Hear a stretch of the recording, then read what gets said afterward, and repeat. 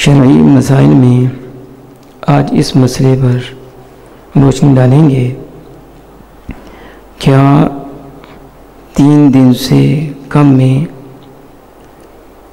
ختم قرآن مجید کر سکتے ہیں؟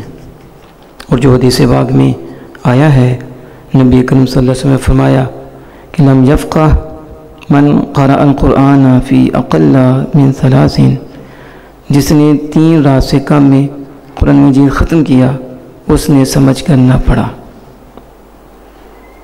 تو اس کا مطلب کیا ہے؟ تو یہ یاد رکھیں کہ حدیث پاک میں موجود ہے، حضرت داؤد علیہ السلام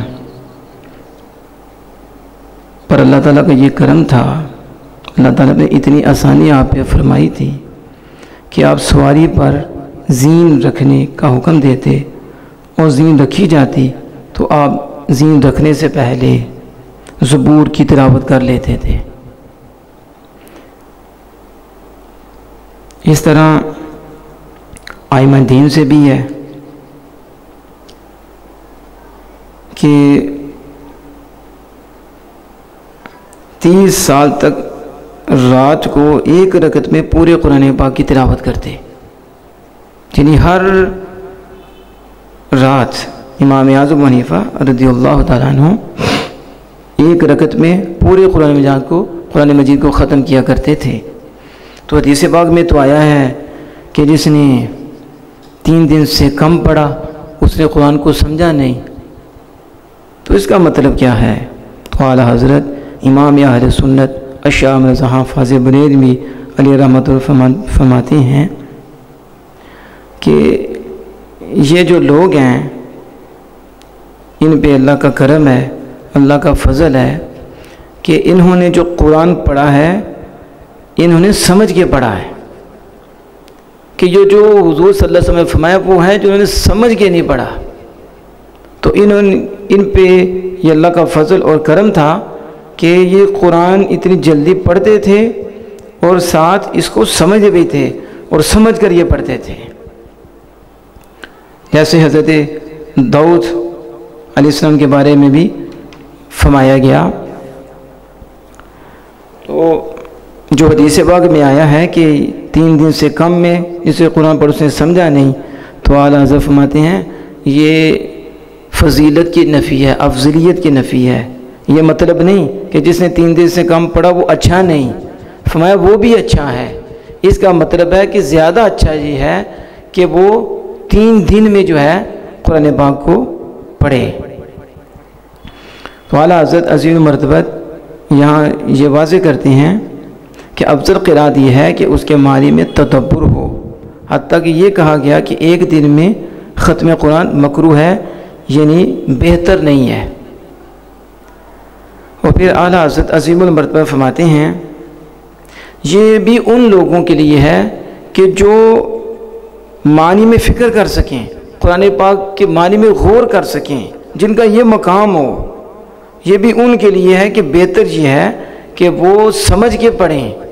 لیکن جو قرآن پاک میں تدبر نہیں کر سکتے، قرآن پاک میں فکر نہیں کر سکتے، اس کے لیے کیا ہے؟ تو اعلیٰ فرماتے ہیں اس کے لیے افضل یہ ہے کہ وہ جس قدر ہو سکے جلدی پڑھے، کہ قرات زائد ہوگی اور قرآن کریم کے ہر حرف پر 10 نیکیاں ملیں گی۔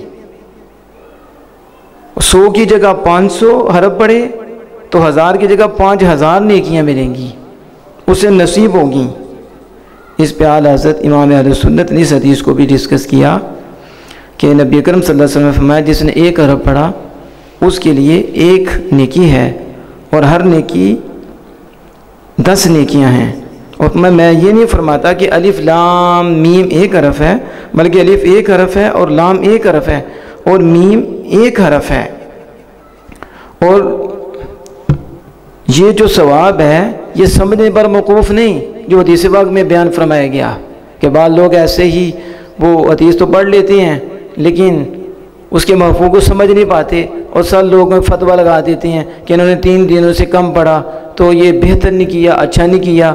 کیونکہ حضور صلی اللہ علیہ وسلم کو سمجھ کے نہیں پڑھا، تو اعلیٰ فرماتے ہیں یہ جو حضور نے ثواب بیان فرمایا ہے یہ سمجھنے پر موقوف نہیں کہ وہ سمجھ کر پڑھے گا تو اسے ثواب ملے گا۔